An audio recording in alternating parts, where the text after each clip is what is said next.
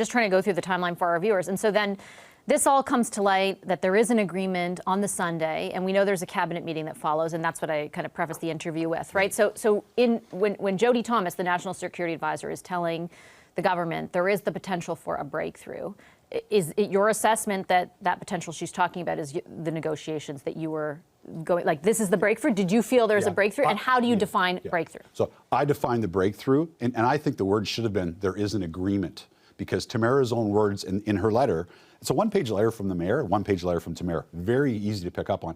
Her final quote was, "We will be doing our best to start on Monday," which they did. So yeah, to answer your question, yes, they had to be referring to that. But again, it was 5 hours before the meeting. It was pretty clear. I'm surprised the wording from the security advisor to the prime minister and the cabinet, I'm surprised it wasn't a little bit more direct. The mayor has an agreement, quote unquote. So here's where I think I can challenge the idea that it's a breakthrough, and I want to hear your response to it. First of all, we know that Pat King, another organizer, immediately denounced that agreement and said, stand your ground, in a video, I think, that was posted on social media. Tamara Lich at the time then said there isn't agreement, the media is lying, and then later, you know, did say that there is one, right? Yeah, walked it back. So there is some confusion there.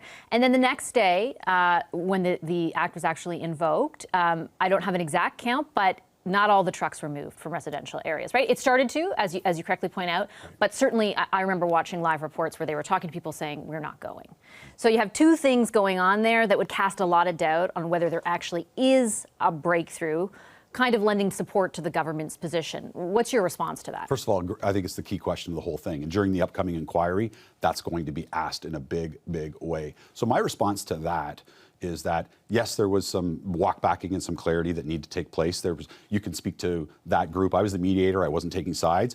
I know in politics that sometimes other people work other people's Twitter accounts. I'm not sure that happened in that case, but let's get back to what we're really focused on. Regardless, that message went out to support. So regardless, I'm a little surprised that, you know, being a former chief of staff, we never direct the police.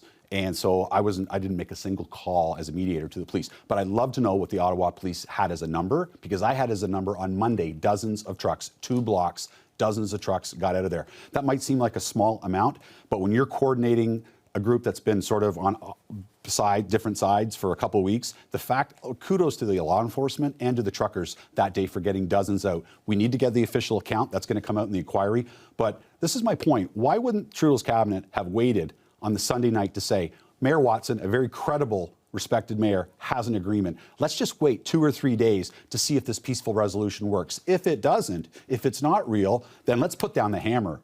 But this is a black mark on Canadian history. History will show this was a total overreaction, in my opinion, and the inquiry is going to show that as well.